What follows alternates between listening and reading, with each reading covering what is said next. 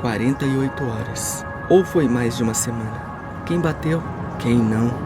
14? Mais? E durante a noite? O que aconteceu com Gis? A memória de Gisberta foi consumida pelo tempo e pelo próprio ritmo midiático. Nesta história, só se conhece o princípio e o fim. Não se conhece o meio.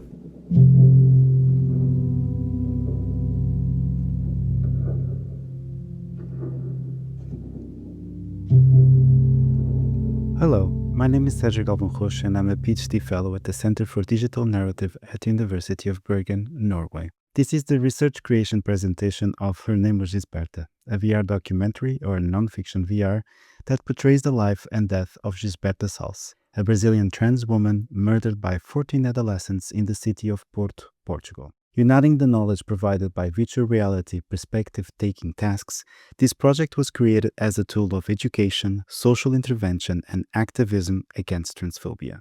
This presentation and project were done in collaboration with Pedro Queirós Pinto, artistically known as Pedro Velho. He is currently a research assistant at the Extending Digital Narrative Research Group in the Center for Digital Narrative at the University of Bergen, Norway. Completed in 2023, this VR experience was done as part of a master thesis at the Polytechnic University of Lydia. What I'll walk you through today is both the research framework that underpins the project and the creative process that shapes it, from the theoretical foundations around immersive media and empathy through the production decisions we made for each of the 5 acts that structure the experience. Before continuing, I want to acknowledge that this project was created by 2 cisgender men and a trans woman, Alexia Vitória, our narrator whose voice carries the entire experience. We are always aware of our position, writing about lives that are not our own from places of social privilege. As Jamila Ribeiro writes in Where We Stand, this doesn't mean we cannot tell these stories, but it demands responsibility, transparency, and a constant recognition of our own bias, including recognition of our speaking place in society and its implications. Every decision in this project, aesthetic, technical, and narrative, was made with this knowledge in mind, with a commitment to always educate. In this research, we use LGBTQIA+ and queer interchangeably. Let me start with the core concept of this project, the nonfiction VR, or VRNF. The term was coined by Bergen and Grind in 2018 to capture a growing field of immersive media production that sits at the intersection of virtual reality and non-fiction storytelling. VR as a technology offers what researchers describe as presence and immersion, the capacity to place users inside simulated virtual environments in a way that no prior medium quite could. When that affordances is applied to real-world stories, to journalistic, documentary, or activist content, you get a VRNF. This project is specifically designed as an immersive experience for social education, an activist tool against transphobia, built around mediated perspective-taking. It doesn't treat VR as a spectacle. It treats it as a tool for humanization, for intervention, and for the protection of trans individuals and their rights. So what makes a nonfiction VR distinct from other documentary formats? Bergen and colleagues describes it as an authentic, meaningful, and carefully crafted experience that creates alternative ways of experiencing reality. VRNFs mobilize audiences towards sensitive issues in ways that more traditional formats struggle to achieve. They create what Chan and colleagues call closeness, a proximity to another person's experience that operates at a level beyond sympathy. They have the potential to genuinely shift perspectives on the stories they tell. Technically, a VRNF combines interactive elements with traditional visual storytelling and presents it all in a 360-degree panoramic format, typically viewed through a head-mounted display. That 360-degree space is not just an aesthetic choice, it changes the user's relationship to the story. At the center of what makes a VRNF work is the concept of presence. Slater Sanchez Vives describes presence as an illusion created by immersion, the sense of being there, of existing inside the virtual space, even when users consciously know they are not. Crucially, this is not just about high-fidelity graphics or technical sophistication. It is about a functional psychological state that emerges from interaction between the technology, the content, and the user. And what does presence do? It enables what De La Peña and colleagues call a response as if it's real. Users just don't observe events in the VR space. They perceive those events as capable of affecting them. This immersive storytelling method places audiences inside the action, fostering a sense of existing alongside others in a shared space. This capacity for immersive witnessing, a term coined by Nash in 2018, is particularly powerful for human rights narratives. When you are imaginatively occupying another person's perspective, when the technology situates you in their world, you don't just understand their position abstractly. You encounter it in a way that has sensory and emotional weight. Which brings us to empathy. The idea of VR as an empathy machine has been both celebrated and rightfully criticized. Empathy is not simply produced by exposure. It requires what Mesquita describes as an unpacking of another person's emotions through connection to their social realities, a resonance that humanizes the other person and bridges some of the distance between us. What VR can do when well-designed is create the conditions for that resonance. Research by Ahead and colleagues show that VR enables a form of emotional sharing and understanding that's different from reading about or watching someone's experience.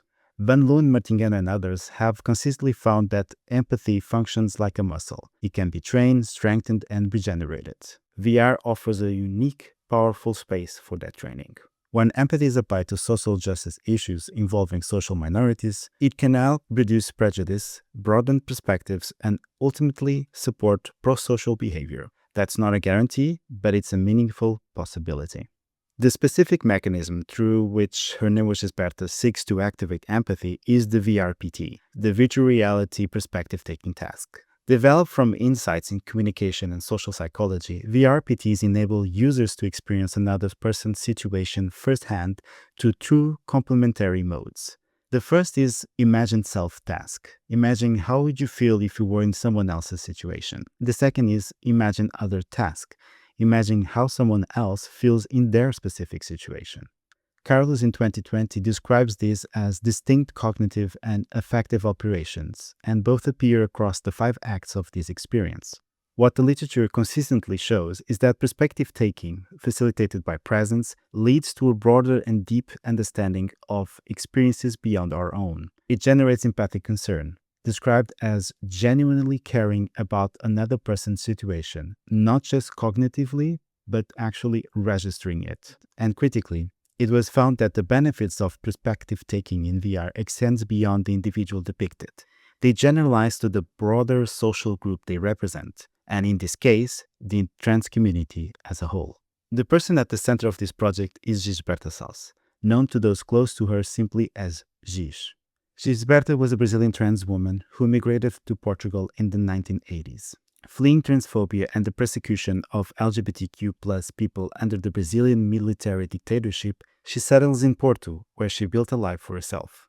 She was known for her warmth and generosity, an artist and a storyteller. In the later years of her life, due to profound social precarity, she faced compounding vulnerabilities, not only because she was trans, but also because she was a migrant, HIV positive, and later unhoused. On the 22nd of February 2006, Gisberta Salce was found dead in an abandoned building in the city of Porto, murdered by a group of at least 14 young men aged between 12 and 16. She was 45 years old. Her murder became the most mediatized transphobic hate crime in Portuguese history and a catalyst for LGBTQIA+ activism in the country. It is important to note that for 16 consecutive years, Brazil has held the highest murder rate of trans people in the world, while Portugal remains one of the most sought-after destinations for Brazilian trans migrants. Even after 20 years, the increasingly political opposition to trans people makes her life story a warning about her present circumstances. What this project proposes is that by telling Gisberta's life, what was missed and not just her death, can contribute to her individual humanization and to the collective humanization of all trans people. But before we continue, a brief note on terminology. Trans or transgender is an umbrella term that includes people whose gender identity does not align with the sex assigned at birth, and it encompasses a wide range of identities and experience of gender-diverse people. Transphobia or cisgenderism refers to the set of negative actions and beliefs directed at trans and gender-diverse people. It is not simply individual prejudice. It is a structural consequence of cis-heteronormative society, one that classifies gender based on biological sex and treats that classification as natural, inevitable, and universal. Trans people are the most stigmatized and discriminated against gender minority, including within the broader LGBTQIA+ community. Trans women, in particular, bear the greatest burden of transphobic violence, and understanding this structural context is essential to understanding Gisberta's story. Let me outline the objectives that guided this project. The first was to create a project on a social team that could adapt to various formats, ensuring accessibility across platforms, devices, and languages. The second was to apply in practice the theoretical foundations from the literature, the VRNF framework, the VRPT methodology, and research on empathy and immersion, not just as concepts, but as design principles. The third was to contribute to a real gap in Portugal and internationally regarding the lack of immersive media production addressing trans lives. This project sought to address that absence and to encourage future creators to do the same. Furthermore, the project was always meant to feature a Brazilian trans woman as the narrator, aiming to create a space of responsibility and platform. In this way, the goal was for this experience to be educational, interventionist, and inclusive. This project is grounded in creative practice as a form of research creation. The pre-production process drew on Reis framework, creativity and transformative storytelling for social change, which positions the combination of immersive media and creative practice as a three-stage transformative process driven by empathy. The audience resonates emotionally with the experience, develop empathic concern. That concern generates compassion, a willingness to act, which can, in the best case, translate into meaningful social change. Within this framework, I applied Buscher's principle of immersive storytelling to define two fundamental parameters: audience and purpose. The target audience includes those who were familiar with Gisberta's story and those who were not, as well as individuals with or without prior knowledge of trans experience. The purpose is to motivate, inspire, and promote change in a way that refuses to construct the case in a way that suits the cis-heteronormative audience by conforming to their expectations. This experience should invite self-reflection and critical thinking and not offer spectacle. And so, it was decided to exclude any depictions of violence. The production of Her Name Was Gisberta involved two primary methodologies. The first included a vast documentary analysis based on 68 journalistic pieces collected between 2006 and 2022, drawn from major national and international outlets, institutional and digital archives. As part of this foundation, there was also an analysis of previous documentaries about her, television reports, academic works, and other media representations of Gisberta. The second was informal conversations conducted between September 2021 and March 2022 with activists, filmmakers, and people who personally knew Gisberta. We'd like to thank 𝗔𝗯𝘀𝘁𝗁, 𝗔𝗯𝘀𝘁𝗁, 𝗔𝗯𝘀𝘁𝗁, 𝗔𝗠𝘀 𝗔𝗀𝘀𝘁𝗁 for this exchange, as they contribute in shaping this project profoundly. In this graph, you can see the broader theoretical framework of this project. The script for Her Name Was Gisberta is based directly on the corpus, with every element of the narrative grounded in real accounts, records, and testimonies. It is organized into 5 acts inspired by Buscher's 5-act immersive storytelling structure, adapted to these unique needs of the VRNF without traditional interactivity. The choice of digital animation for this visual composition was both a practical and a conceptual decision. Animation allows for the reconstruction of stories where no visual records exist, being particularly relevant for the lack of visual records in Gisberta's case. It was also chosen due to the ability to mitigate imaginative prejudice. By offering the viewer a complete virtual universe, eliminates the need for them to construct their own imagined or biased visuals to form an emotional connection. Also, carefully crafted animation allows us to experience places and situations that would otherwise be inaccessible, while creating and maintaining a response as if real, even at low fidelity levels. In terms of interactivity, this experience deliberately excludes it and does not feature an avatar, allowing the user to rely only on its physical and social gaze. This is because, as Reis argues, immersion does not require interactivity. It requires emotional engagement. And even as a passive observer, presence in VR is such that users perceive ongoing events as capable of affecting them. In sound, as in any immersive experience, does more work than is usually acknowledged. serving as the main driver of our attention in VR. 𝗁𝗁𝘁𝗁 adds that the power of narration is vital for immersive media that promotes social change. The narration of Her Name Was Gisberta is delivered by Alexia Vitória, a Brazilian trans voice actress and dubbing artist. The decision was for Alexia to narrate in the third person, not to emulate Gisberta's voice, but to offer a collective voice for all victims of transphobia. To make this story more accessible, the experience was adapted in several versions: a full 30-minute animation and 360 format in both Portuguese and English, and a simulated gaze version, a flat 2D edit designed to replicate the experience for audiences without the VR equipment. Intending to also be as low cost as possible, it was edited in Final Cut Pro with soundscapes built from open sound libraries with original compositions produced using a MIDI controller. As for the visual choices, they were shaped by several deliberate decisions. The hand-drawn illustrations used textures created with organic materials like Chinese ink and charcoal, which were then digitized and converted into brushes for Photoshop and Procreate. This gives the experience a quality of fragility and memory that a clean digital aesthetic would not, and allows for a simpler, more natural feel.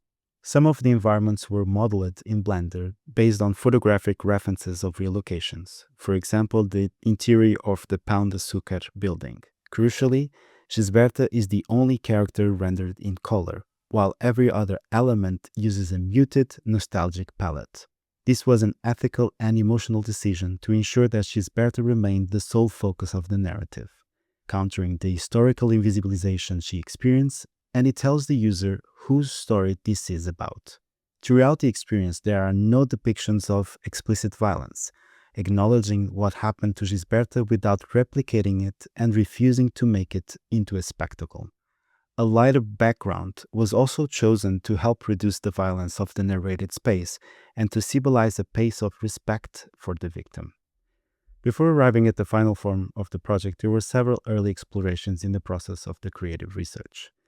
They spanned from simple hand drawings paired with archival journalistic excerpts to archival television footage as the primary visual material. There was also some experiences using Google Street View photography of the 𝗀 𝗀𝘀𝘁𝗁𝘁 building and 3D models of Google Maps, but they were abandoned because they anchored the experience too heavily in the space where Gisberta was murdered rather than her life. As a result of these steps, the production of the experience was organized around 5 key creative decisions. Firstly, a dedicated introduction specifically focused on presenting Gisberta, not a crime, but a person. Secondly, the 𝗀 𝗀𝘀𝘁𝗁𝘁 building served as the symbolic and spatial anchor of the experience. It was the last place Gisberta lived, and its presence across the 5 acts signifies memory, investigation, and witness.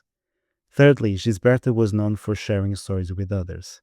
This characteristic becomes a recurring motif that supports the fourth reason, where photographs and shared memories of her serve as narrative guides that advance the story. The fifth reason revolves around reconstructing a story without a middle, giving back what the media forgot to say and how she was dehumanized by society. Act 1. Brazil up to 18 years old. This act is dedicated to the act of meeting someone, as we are introduced to Gisberta as a child. Taking the perspective of someone close to her, we're guided through early memories with photographs from her family archive in a stylized, animated format accompanied by narration. Symbolically, we wanted the audience to begin a process of getting to know someone whose story will impact our lives. The act covers Gisberta's childhood in Casa Verde, São Paulo, her affirmation as a trans person, and the hostility of her father and brothers towards her. It also addresses the reality of living as a queer person in Brazil during the military dictatorship, including a brief archival excerpt from the 1988 documentary Hunting Season by Rita Moreira and pages of Brazilian newspapers at the time. These help understand the reasons why Gisberta decided to leave Brazil for France, ending the first act. Act 2.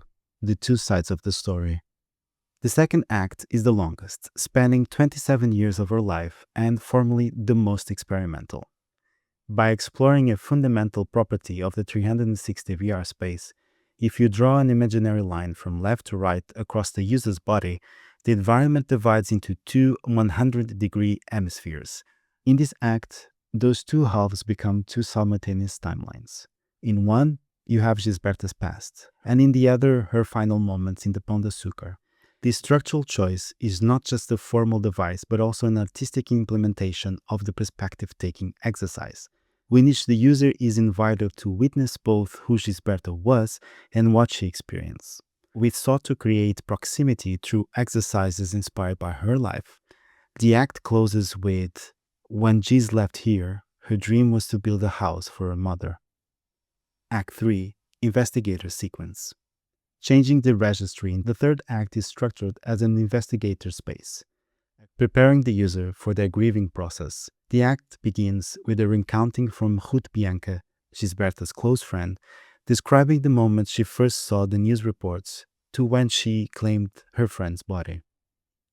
As we try to uncover what happened, the user becomes an investigator, like us, the creators. This act shows not only what happened, but also how media constructed a dehumanized image of Gisberta, how the justice system systematically failed her, and how the responsibility of her death was minimized. Act 4. They dragged her 100 meters. In this act, the user for the first time occupies Gisberta's direct perspective. By using the technology's own limitations as a storytelling tool, the user, for example, is positioned at floor level surrounded by the adolescents. As the narrative progresses, blankets are pulled over the user's visual field, symbolically replicating her final moments. There is no need for depictions of violence. The images are static, being the narration that carries the weight of what happened, including the court's verdict. Before the act ends with a fall, we are confronted with what Gisberta's sister said. "The judge said it wasn't the boys who killed my sister. It was the water from the well. Wasn't it them? It was the water that killed her, because they threw my sister in, wasn't it?" Act 5. In Memoriam. Changing the color scheme of the whole experience, now in a darker palette, it begins with the recreation of the activist banner produced after Gisberta's murder, which helped name the project. Her name was Gisberta. She was tortured, raped, and murdered. According to the justice system, she died by drowning, and the water was to blame. Across the visual space, the names of trans people murdered in Portugal and in Brazil start scrolling, drawn from the Remembering Our Dead platform, which tracks reported killings worldwide. 1,860 names are shown. Before the act closes, there's an acknowledgement of the reality this project addresses, sharing educational information about transphobia. As the credits roll, we see for the first time real photographs of Gisberta, finalizing the humanization process.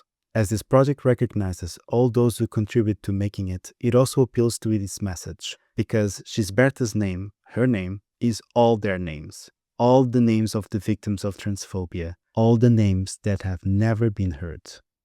As we finalize the presentation, we'd like to share a bit of where this project has been presented. The experience premiered in October 2023 at DOC Leipzig, and since then has traveled more than 20 international festivals, including South by Southwest and other renowned festivals. In 2024, it received a special mention at Mix Brazil 2024 in São Paulo, Gisberta's home city, and was nominated by AIXR Social Impact Awards. Also in 2024, it received the National Grand Prize at the Fest New Directors New Films in Portugal. As of the 5th of September of 2025, on what would have been Gisberta's 65th anniversary, the project was publicly released on YouTube for everyone to see. Please visit the link to see it and share this important message. Thank you so much for your time and the opportunity to share more about this project.